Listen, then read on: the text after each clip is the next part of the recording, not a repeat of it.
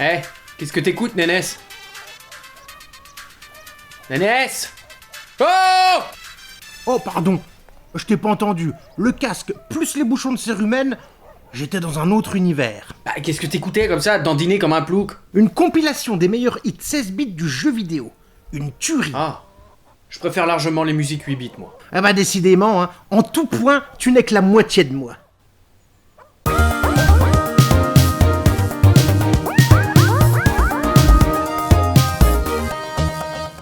La capacité des consoles 16 bits à produire des sons bien plus variés nous a permis de découvrir des compositions exceptionnelles, encore gravées dans nos mémoires.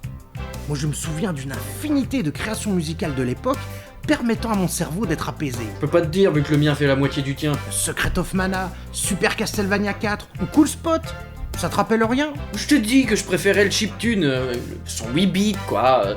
Du son d'ordinateur bien compact. Avec ça, t'es plongé dans un monde virtuel futuriste. Mais enfin, le 16 bits permet d'avoir une plus large palette de sons. Ainsi, les compositeurs pouvaient nous pondre des arrangements bien plus précis et surtout plus agréables à l'écoute. Mais en termes de composition musicale, justement, je trouve que les mecs qui se sont démerdés avec de la 8 bits mériteraient une statue. Hein, le gars qui a fait la musique de Zelda ou celui qui a fait celle de Megaman, hein.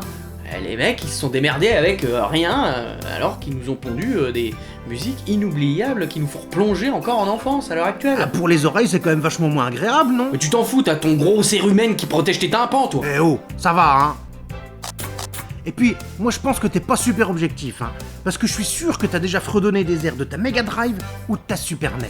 Bah oui, quand même, comme tout le monde. Eh ben, c'est du 16 bits tête d'ampoule. Ça vient là? Et je suis sûr que c'est bien meilleur que ton son généré par un ordinateur préhistorique. Préhistorique? Alors comment expliques-tu que les DJ, lorsqu'ils composent de l'électro, utilisent souvent de la 8 bits pour renforcer le côté rétro et pas forcément de la 16 bits? Parce qu'ils ont de la merde dans les oreilles? Ah non, ceux qui ont de la merde dans les oreilles, a priori, ils écoutent bien de la 16 bits, hein.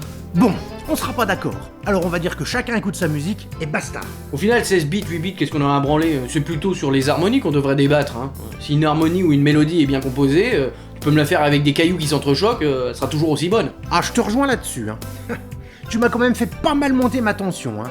Alors, on va s'arrêter là, et moi je retourne à ma musique pour me détendre. Pareil, puis je t'avouerai qu'à la base, c'est pas trop mon délire de parler de beat pendant des heures avec un paysan.